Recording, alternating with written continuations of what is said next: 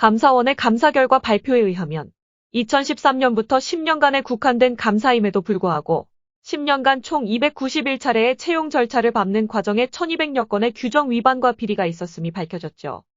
선관위의 채용 비리는 단순한 비리가 아니라 세습형 카르텔로 자기들만의 왕국을 쌓아왔다고 해도 과언이 아닌데요. 그래서 헌법상 기관인 선관위를 헌법 개정하지 않으면 없앨 수는 없지만 해체 수준으로 가야 한다는 주장이 힘을 얻고 있습니다. 이와 관련하여 감사원법을 개정하여 아예 선관위 업무가 감사 대상임을 명문으로 하자는 대안도 구체적으로 나오고 있습니다. 선관위가 감사원의 감사에 소극적이었지만 결국 감사를 받았는데 감사원법 개정을 하자는 이유가 뭔가요? 이번에 감사원의 감사 대상에는 선관위의 채용 관련 내용만 들어있고 선관위 본연의 업무인 선거관리 업무는 아예 감사 대상에서 제외되었습니다. 선관위가 헌법상 독립기관이라는 이유로 감사원의 감사 대상이 아니라고 버티고 헌법재판소의 권한쟁의 심판까지 신청한 상태거든요. 채용 비리는 워낙 사회적 비난 여론이 높아서 마지못해 응했지만 다른 부분은 여전히 성역으로 남아있습니다. 선관위와 감사원의 입장 차이가 있는 이유는 뭔가요? 감사원법 제24조가 감사원의 감찰사항에 관한 내용을 담고 있는데 제3항에는 감찰사항에서 제외되는 국가기관을 나열하고 있습니다.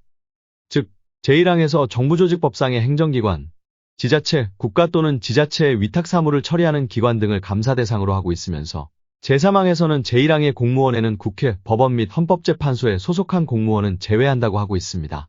선관위는 제외 대상으로 나열된 기관들은 모두 헌법상 기관이므로 선관위도 여기에는 명시되어 있지 않지만 포함되어야 한다고 주장하고 있고 반면에 감사원은 선관위를 제외한다는 명시적 규정이 없으므로 당연히 감찰 대상에 들어간다고 보는 것입니다. 선관위가 헌법상 독립기관이기 때문에 감사 대상이 아니라는 주장도 나름 설득력이 있다고 보는데 어떠신가요? 그건 기관의 독립성에 대한 무지한 주장입니다. 기관의 독립성은 두 가지가 보장되어야 합니다. 하나는 물적 독립이고 다른 하나는 인적 독립입니다. 물적 독립은 예산 편성의 자유, 소속 구성원에 대한 물질적 불이익을 주는 행위의 금지를 내용으로 합니다. 예컨대 미국 헌법은 연방대법원과 하급법원의 판사들은 적법하게 직위를 유지하는 동안 그 직무에 대해 정기적으로 보수를 받으며 그 보수는 재임 중에 감액할 수 없다고 명시하고 있습니다. 먹고 사는 걸 보장해 주지 않으면 독립성이란 허울에 불과하겠지요. 다른 하나인 인적 독립은 적법한 절차에 의하지 않고서는 신분상의 불이익을 줄 수 없어야 한다는 것입니다. 미국 연방법원 판사들은 그래서 종신직이지요. 이 두 가지가 보장되면 기관의 독립성은 보장되는 것이고 그 이상 독립이란 없습니다. 직무상의 독립을 주장한다는 건 어떤 견제와 비판도 받지 않겠다는 것이지요.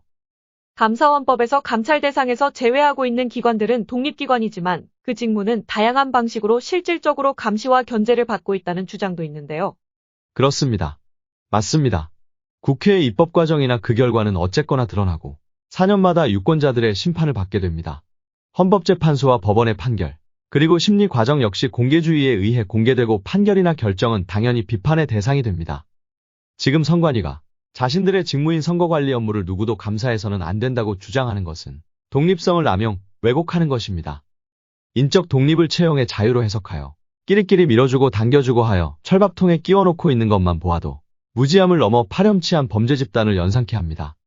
감시와 견제를 전제로 한 국회, 헌재, 법원의 독립성과 자신들을 동격에 둔다는 것 자체가 국민을 우롱하는 겁니다. 선거관리 업무라는 것이 그렇게 고도로 외부로부터의 감사까지 배척해야 할 것인가요? 아니요, 절대 그렇지 않습니다. 선거관리 업무는 기본적으로 행정사무입니다. OECD 국가 중에서 상설선거관리위원회를 따로 두는 국가는 없습니다. 모두 중앙정부 내지 지자체 행정기관에서 선거가 있을 때마다 그 업무를 처리합니다. 당연히 행정업무의 일종으로 감사 대상이 되는 것이지요. 선관위를 따로 두는 나라는 필리핀, 인도, 엘살바도르 그리고 우리나라 정도입니다. 우리는 1961년 부정선거 여파로 헌법상 기관으로 두기는 했지만 이제는 상황이 많이 달라졌기 때문에 헌법상 독립기관으로 둘 필요가 없고 오히려 독립기관으로 있음으로 인해 지금처럼 채용복마전으로 감시의 사각지대로 남아있게 된 겁니다. 개헌이 된다면 그 1순위는 선관위를 해체하여 일반 행정기관으로 편입시키는 것이 되어야 합니다.